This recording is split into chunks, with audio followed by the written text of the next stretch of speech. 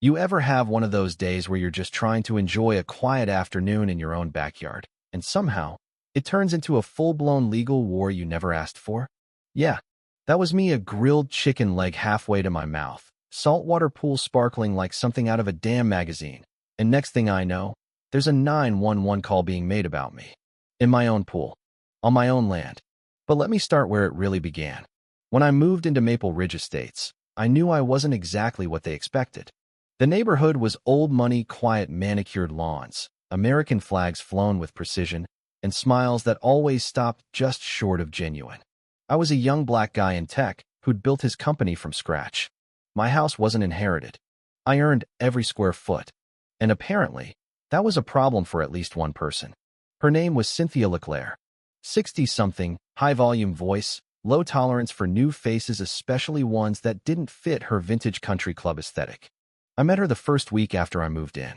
Well, met is generous. She shouted over the hedge. You people really know how to ruin a street's charm, don't you? That was our introduction. I let it go, chalked it up to ignorance wrapped in polyester. But she kept going, watching my contractors like they were criminals, staring down my guests, muttering about standards. I didn't engage. I didn't escalate. I focused on settling in. My pool was my reward, the one place that felt fully mine. So one sunny Saturday, I did what I always did to unwind. Floated in the pool, grilled some chicken, poured a tall glass of sweet tea, and just existed. That's it. No music blaring, no party. Just peace. Until I heard that voice, high-pitched, nasal, laced with rage. What in God's name do you think you're doing? I turned my head slowly. She was already on my deck, sneakers stomping across the stone like she owned it. Apparently, I had left the side gate unlatched, and that tiny slip had invited a full-scale suburban invasion. You're eating in the pool? She screeched, pointing a pink manicured nail at my floating tray like it was contraband. Yes, I said, calm as ever. I'm eating in my pool on my property. She marched up to the edge like she was about to exorcise me. That grease, that chicken, it's going into the water system. Do you have any idea how interconnected our plumbing is? Now, for the record, our properties aren't connected. Not by pipes, wires, or even shrubs. The only thing touching was her ego and my existence. When I didn't immediately leap out in shame, she demanded I pay her $500 for emergency decontamination. That's when I laughed. Not loud, just enough to let her know how ridiculous she sounded. I said, "Ma'am, unless your bathtub is hooked up to my filter, you're just making stuff up to hear yourself talk." That did it. She pulled out her phone like it was a badge. Fine, I'll call the police myself. And she did. Right there. Right in front of me. Dialed 911 and told them there was an intruder on her neighbor's property, aggressive, threatening, refused to leave, might be contaminating a shared water source. And for 8 surreal minutes, I stood there dripping wet, chicken legs still floating, watching her twist reality like it was Play-Doh. When the sirens came, I didn't flinch. I stepped out of the pool, towel around my waist, calm. I knew how this looked. Black man. Big house. Angry white woman. That story rarely ends well. 2 officers showed up. One young, one older. The young one was ready to take notes. The older one, you could see it in his eyes, he'd seen too much to buy into hysterics that easily. She launched into her act. He's a squatter. He's dangerous. He was yelling. He threatened me. She even tried to impersonate the police chief. Said she was the chief. The older cop nearly rolled his eyes out of his head. "Ma'am," he said, "our chief's name is Frank Peterson. I just had coffee with him. He's 6'2" and has a mustache. You are most definitely not him." She turned pale.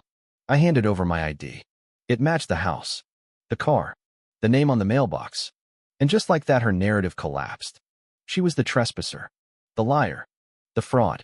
But I wasn't satisfied with just making it through the moment. I was tired. Tired of pretending this was just about chicken or pool etiquette. It was about control. And she had just tried to weaponize the system against me. So I decided to weaponize it back legally, and precisely. What Cynthia didn't know, what no one in that neighborhood knew, was that I sat on the HOA board.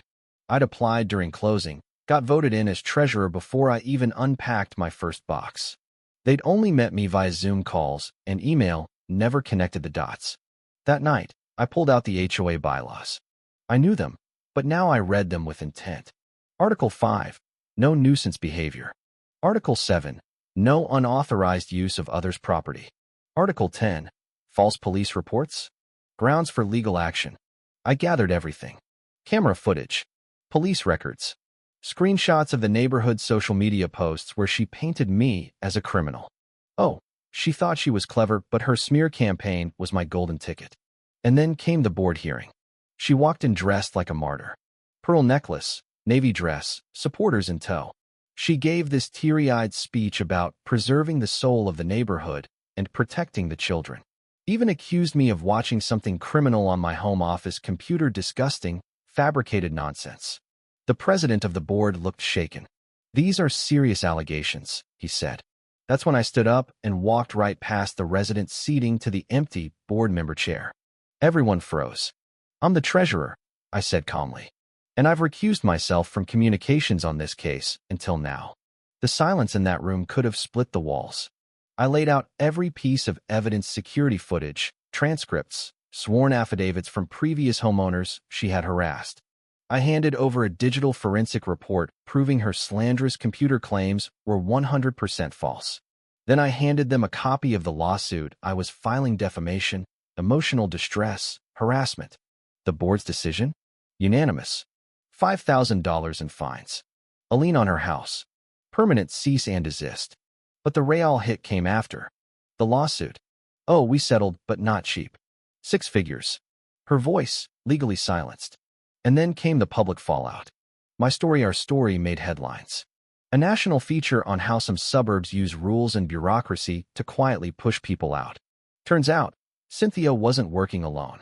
A preservation committee had formed, full of wealthy neighbors using coded language to keep people like me out. Words like heritage, aesthetic continuity, and transient elements. They tried to block my guest house. Then came the anonymous complaints. A CPS visit. Building inspections. An IRS audit. All based on lies. So I fought back again with a private investigator, a reporter, and my own network. We traced every move. The committee's web unraveled. Their calls weren't so anonymous after all. The article that dropped? Brutal. Names, faces, tactics all exposed. Local officials launched investigations. Jobs were lost. The guest house? Approved. And now under construction. But I'll be honest, even after all that, the peace didn't feel pure. Some neighbors smiled too wide. Some still watched from behind curtains. The racism wasn't gone, it was just more polite now. More careful. And yet on warm days, I still float in my pool, tray beside me. Not with chicken anymore, I've moved on to grilled salmon. But every bite tastes like something I earned. Something I defended. Because I didn't just win a case.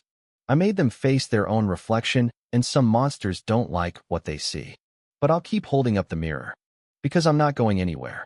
Thing is, people like Cynthia. They don't learn. They retreat. They plot. They change shape. But they don't change their nature.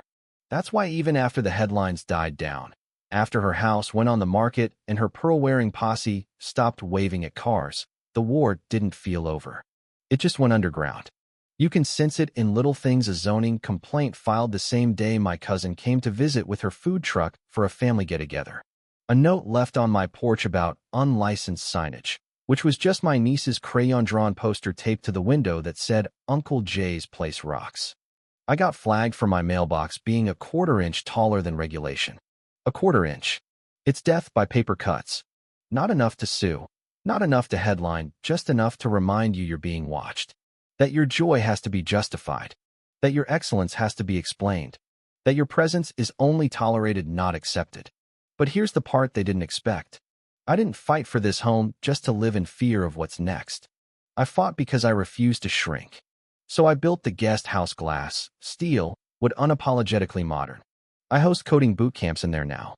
I invite underrepresented kids from the city to spend weekends learning skills that nobody ever handed me when I was growing up.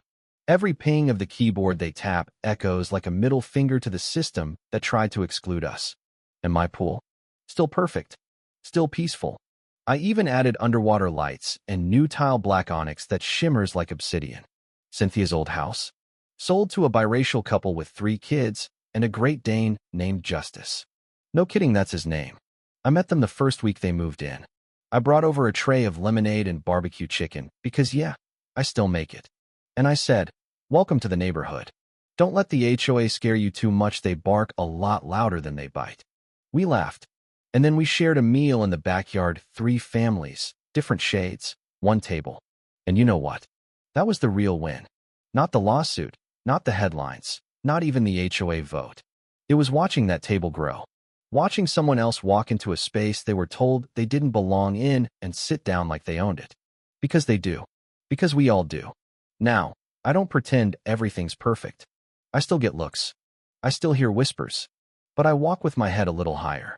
Not because I'm defiant, but because I'm done explaining myself to people who decided who I was before I even opened my mouth. Cynthia tried to make me a character in her story, the angry intruder, the outsider, the threat.